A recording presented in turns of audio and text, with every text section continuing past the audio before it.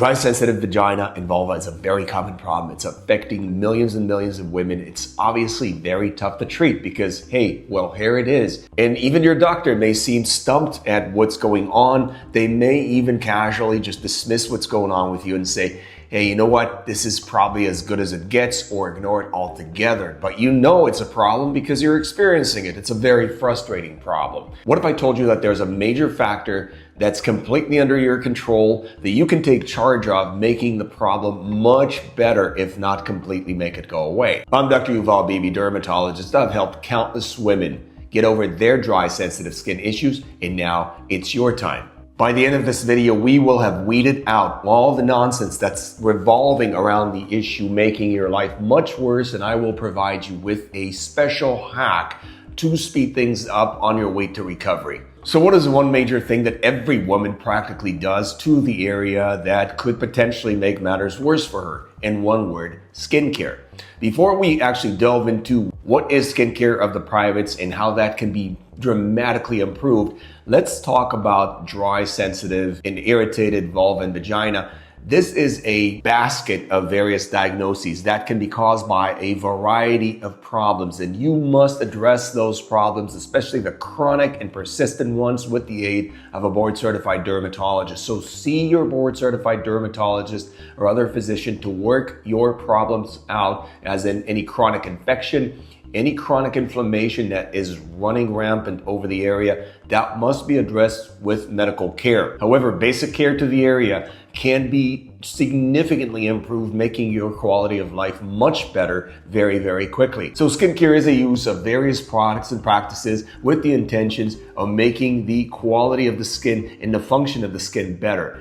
Only trouble is that the entire assumption underlying this type of attitude is nonsensical. The assumption is that your skin, which has been around for many millions of years, cannot take care of business on its own, and for some reason requires the favors of an industry that's been around 5 minutes with its potions and magic spells thrown at the skin in an attempt to make it better. What many don't understand is that most skincare products can actually be severely damaging to your skin, meaning they can actually make your problem worse or even create it in the first place. So you could very well be throwing fuel on the problem, on the already raging fire that's affecting your privates. Now let's take a look at some of those practices and products that could be making your situation worse. Cleansing.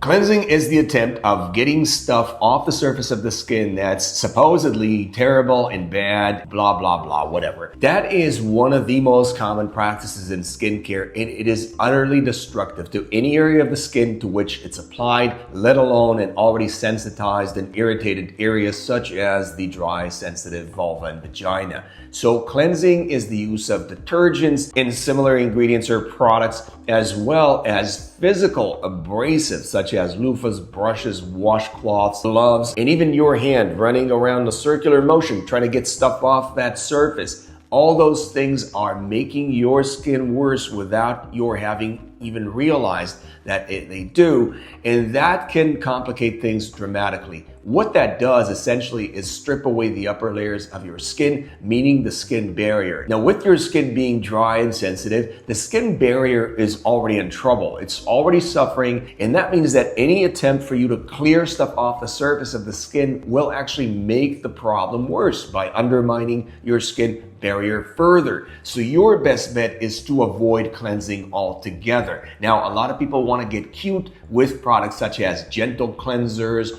or synthetic detergents or all sorts of natural products, organic products, or some specialty products like vaginal cleansers or vulvar cleansers. All these products mean exactly the same thing, and that is trouble. They mean that they are taking stuff off your surface of the skin to supposedly make matters better, but at the same time, they're actually making your situation worse. So your best play here is actually to not cleanse at all. The only cleansing you can do is use lukewarm or cool water over the area, splashed gently over the area with cupping some water in your hand or soaking in a tub. Never strong streams of water over the area, as it's already irritated and battered to begin with. So use a lot of caution while washing the area, but certainly do not use any cleansing products. Use of water-based products such as lotions, creams, and other area specialty products such as vaginal lubricants and other items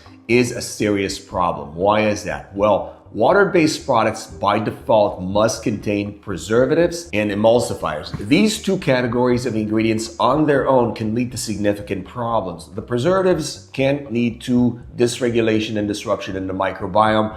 The emulsifiers can lead to disruption of the very, very delicate lipid layer lining the mucosal surface or the skin surface, and that can lead to disruption of the skin barrier. In addition, both these categories of ingredients can lead to irritation of the skin and sensitivity of the skin. So there is no scenario where these ingredients actually help you or your skin or mucosal surface in any way. They're just added for the ride to make the product last longer or feel better when it's applied to the skin, but they do not contribute one iota to your health, and in fact, they can complicate things for you.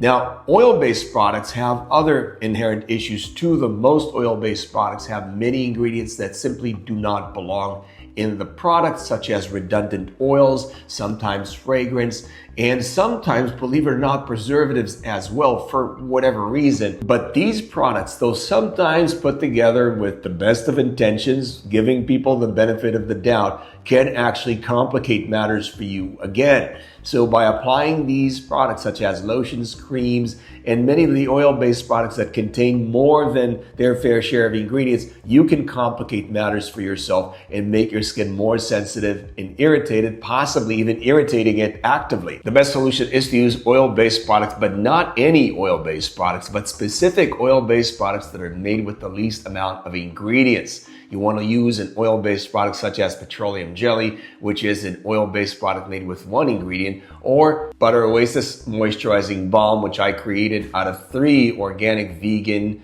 edible ingredients: shea butter, cocoa butter, and argan oil that can be safely applied to the area without the concern of irritation or sensitization of the area. Those products are designed to simply lay on the surface of the skin or the mucosa, not getting into the skin or the mucosa, not irritating it, and certainly do not contain any of the ingredient categories that I've mentioned that could potentially dig you deeper into the hole and make matters worse for you. So under no circumstances use water-based products to apply to the area unless absolutely necessary after having consulted with your physician. The use of wet wipes is very widespread, especially over privates, especially in women, and that is a seriously disruptive category of products. Wet wipes are almost across the board water-based, which means they must contain preservatives, and in many cases they contain other ingredients such as fragrance and other snake oil nonsense, which can make them very, very irritating or disruptive to the skin barrier.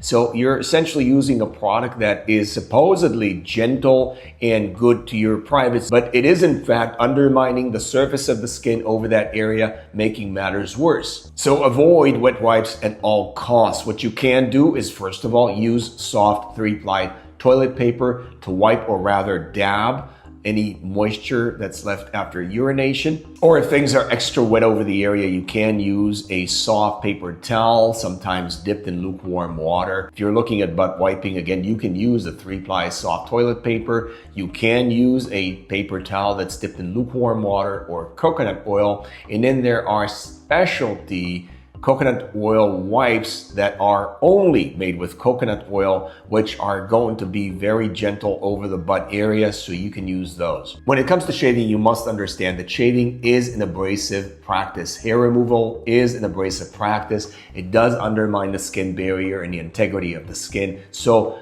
use with caution. My recommendation, if you can avoid it, is not to shave or remove hair at all from the area, especially if the area is already sensitized and inflamed. That is going to make matters worse potentially, even if you use the gentlest ways or methods of removing hair. But if you must remove hair, remember this: never, ever, ever, ever exfoliate before removing hair in any way, shape, or form, and with any technology or method. The best method of removing hair from the area, if you can do it, is laser hair removal, which is the least irritating. This is practically just targeting the hairs on the surface. and getting rid of them. It's a very surgical method, if you will. The skin irritation is pretty minimal, and right after using that technique, you do have to treat the area as if it was abraded and apply a thin layer of an oil-based moisturizer such as Butter Oasis. Shaving is another method to remove hair from the area. You must remember that your goal is to minimize the friction on the skin when engaged in shaving. So use a sharp razor every single time and use some form of a lubricant such as shaving gel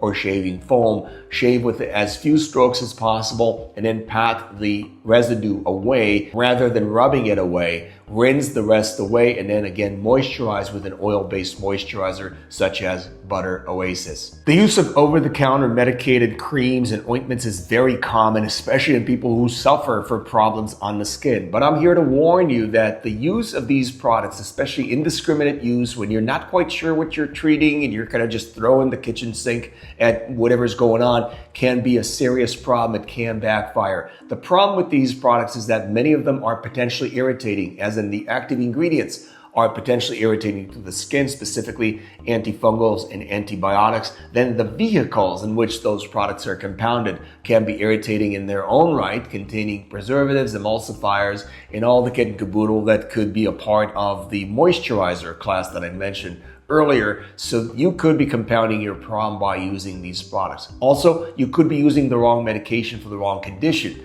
Specifically, for example, if you're using an antifungal or an antibiotic to treat irritation, you could irritate the skin even more, making matters worse. Or if you're using steroids such as hydrocortisone, which is available over the counter over an infected area, you could blow that infection up in a way that's going to be far worse and will require actual serious medical care. So you have to be very sure about what it is that you're treating and be mindful of the risks of using over-the-counter medications, especially when it has to do with an area that's already worked up to begin with. It's already suffering. You do not want to throw any additional X factors into the mix here if you can avoid it. For really tough cases, you can use slugging. Slugging is a generous application of an oil-based moisturizer to an area of the skin that's dry or suffering, and applying it overnight, letting it rest overnight so that that area can recover its own skin barrier and maybe even the deeper structures of the skin under sustained protection, which is afforded by the oil-based moisturizer.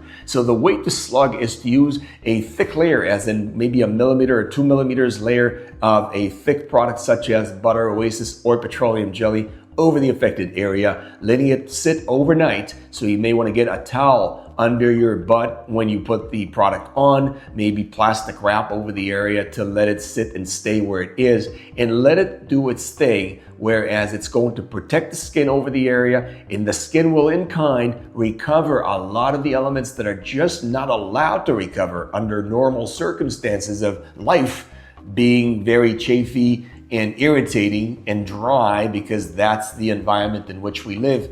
The slugging actually removes those elements from the equation and protects the skin with a very sturdy layer of occlusive that allows the skin to recover whatever it can overnight, leaving you with a much plumper and nicer skin over the area by the time you wake up. So let's take a look about what your routine would look like. First of all, absolutely in no way, shape, or form do you need to cleanse the area. So stop cleansing the area. Do not get cute with any specialty item cleansers. These are just as poisonous as any other OG cleanser. They're just pretending not to be. So your best bet would be to use lukewarm or cool water over the area, very gently applied to the area. Then you have to pat the area dry with a soft towel. Do not rub the area dry and leave it semi-dry. If it's still dry or irritated or sensitized, you need to apply an oil-based moisturizer to the area such as Butter Oasis. Otherwise, put on your underwear. Make sure it's a soft material underwear such as silk or cotton. And if the seam line is chafing, you may want to turn that underwear inside out. Maybe even get boxer briefs or some looser material underwear to minimize the friction over the area in other ways. Slug if you must for that extra bump. Your skin will thank you, and that is it. Also, don't forget to work closely with a board-certified dermatologist to address any chronic underlying issues that could be causing your dry sensitive skin to begin with. Those problems are not going away on their own in many cases. They do need to be addressed and managed with the help of a highly trained professional. So do not neglect that area and see to it that you see a board certified dermatologist to address any ongoing chronic problems. Let me know in the comments section what kind of practices or products were you able to shed from your skincare diet, and share some success stories. Also, don't forget to share, like, and subscribe for more no BS skincare advice. See you next time. God bless.